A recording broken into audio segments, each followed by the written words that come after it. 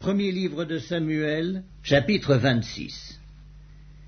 Les Ziphiens allèrent auprès de Saül à Gibéa et dirent: David n'est-il pas caché sur la colline de Hakila en face du désert? Saül se leva et descendit au désert de Ziph avec 3000 hommes de l'élite d'Israël pour chercher David dans le désert de Ziph. Il campa sur la colline de Hakila en face du désert près du chemin. David était dans le désert, et s'étant aperçu que Saül marchait à sa poursuite au désert, il envoya des espions et apprit avec certitude que Saül était arrivé. Alors David se leva et vint au lieu où Saül était campé, et il vit la place où couchait Saül avec Abner, fils de Ner, chef de son armée.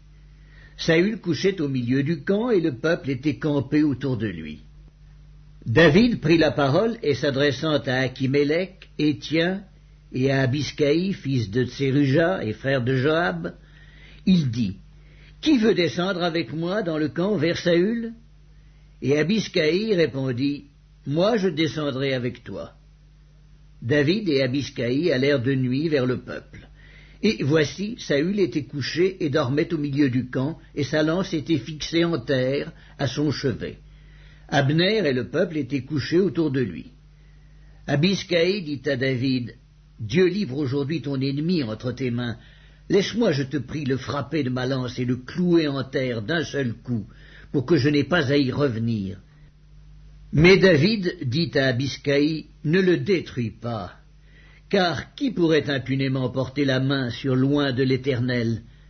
Et David dit: L'Éternel est vivant, c'est à l'Éternel seul à le frapper, soit que son jour vienne et qu'il meure, soit qu'il descende sur un champ de bataille et qu'il y périsse. Loin de moi, par l'Éternel, de porter la main sur loin de l'Éternel. Prends seulement la lance qui est à son chevet avec la cruche d'eau, et allons-nous-en. David prit donc la lance et la cruche d'eau qui étaient au chevet de Saül, et ils s'en allèrent. Personne ne les vit, ni ne s'aperçut de rien, et personne ne se réveilla, car ils dormaient tous d'un profond sommeil dans lequel l'Éternel les avait plongés. David passa de l'autre côté et s'arrêta au loin sur le sommet de la montagne, à une grande distance du camp. Et il cria au peuple et à Abner, fils de Ner: Ne répondras-tu pas, Abner? Abner répondit: Qui es-tu, toi, qui pousses des cris vers le roi? Et David dit à Abner: N'es-tu pas un homme? Et qui est ton pareil en Israël? Pourquoi donc n'as-tu pas gardé le roi ton maître? Car quelqu'un des peuples est venu pour tuer le roi ton maître. Ce que tu as fait là n'est pas bien. L'Éternel est vivant, vous méritez la mort pour n'avoir pas veillé sur votre maître, sur loin de l'Éternel.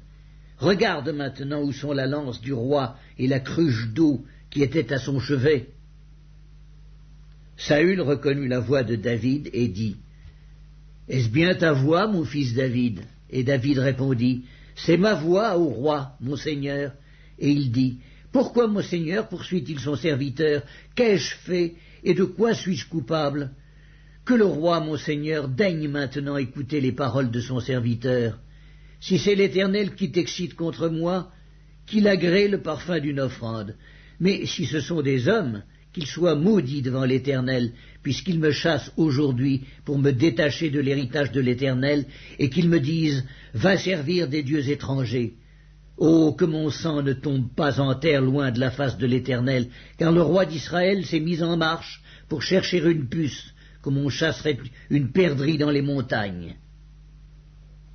Saül dit: J'ai péché, reviens, mon fils David, car je ne te ferai plus de mal, puisqu'en ce jour ma vie a été précieuse à tes yeux. J'ai agi comme un insensé, et j'ai fait une grande faute. David répondit: Voici la lance du roi, que l'un de tes gens vienne la prendre. L'Éternel rendra à chacun selon sa justice et sa fidélité, car l'Éternel t'avait livré aujourd'hui entre mes mains, et je n'ai pas voulu porter la main sur loin de l'Éternel. Et comme aujourd'hui ta vie a été d'un grand prix à mes yeux, ainsi ma vie sera d'un grand prix aux yeux de l'Éternel, et il me délivrera de toute angoisse. Saül dit à David: Sois béni, mon fils David, tu réussiras dans tes entreprises. David continua son chemin, et Saül retourna chez lui.